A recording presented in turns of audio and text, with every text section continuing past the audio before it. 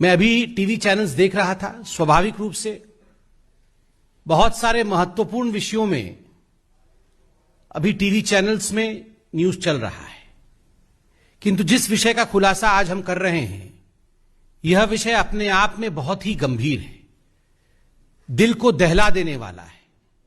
एक मासूम महिला के साथ, एक मासूम लड़की के साथ उड़ीसा के कलाहांडी जिले में जिस प्रकार का बर्ताव हुआ, जिस प्रकार से उसकी हत्या हुई, निर्ममता के साथ उसके शरीर को टुकड़ों में काट दिया गया, हमारा यह मानना है कि यह विषय नेशनल नरेटिव में आना चाहिए। राष्ट्र को इस ग्रूसम ब्रूटल मर्डर के विषय में पता होना चाहिए। मैं भी उड़ीसा का हूं। कभी कभी तकलीफ होता है कि अन्य राज्यों के विषय गंभीरतापूर्वक चर्चा में आती है, किंतु जब उड़ीसा का विषय और नारी अत्याचार का विषय जो उड़ीसा में हो रहा है, वो विषय मुख्य मीडिया के धारा में नहीं आता, तो मन द्रवित होता है, विचलित होता है। और इसीलिए आज भारतीय जनता पार्टी इस प्रेस कॉन्फ्रेंस के माध्यम से ममिता मेहर के लिए न्याय की गुहार करने वाली है। आप सभी ने कुछ दिनों से सोशल मीडिया में देखा होगा, जस्टिस फॉर ममिता मेहर नामक एक हैशटैग भी चल रहा है और देश विदेश से लोग इस बालिका के साथ, जो आज हमारे बीच नहीं है, उसके साथ खड़े हैं। ममिता मेहर 24 वर्ष की थी।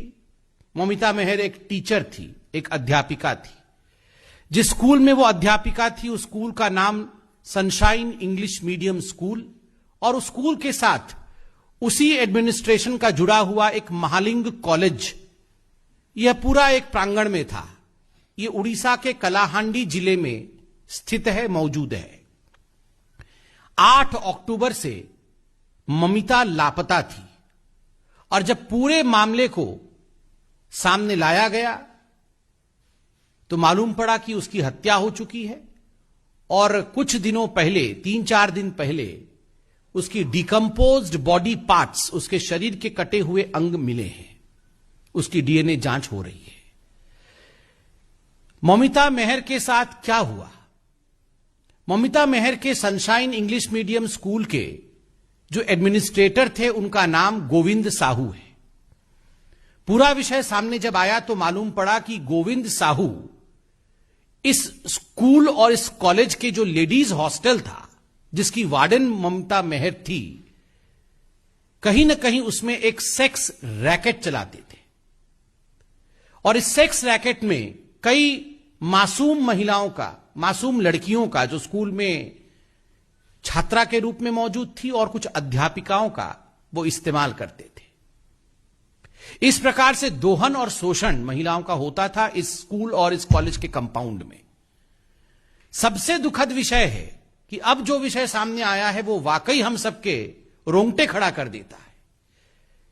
मंत्री हैं दिव्य शंकर मिश्रा, उड़ीसा के बीजेडी सरकार के मंत्री हैं। वो वहां के गृह मंत्री हैं और एनर्जी मिनिस्टर भी हैं। अब दिव्य शंकर मिश्रा होम मिनिस्टर है उड़ीसा के, और दुखद विषय है कि इस पूरे प्रकरण में अब उनका नाम भी सामने आ रहा है। समय समय पर इस कॉलेज में जाना, इस स्कूल में जाना, वहां रात्रि प्रवास करना, महिलाओं का शोषण करना, यह मंत्री के आचरण में था। इस प्रकार की बातें अब न केवल उड़ीसा के मीडिया अपितु राष्ट्र पटल में भी सामने आ रहा है, और जो लोग पूरे इस प्रकरण में इन्वॉल्व थे, उनके द्वारा भी सच्चाई सामने रखी जा रही है।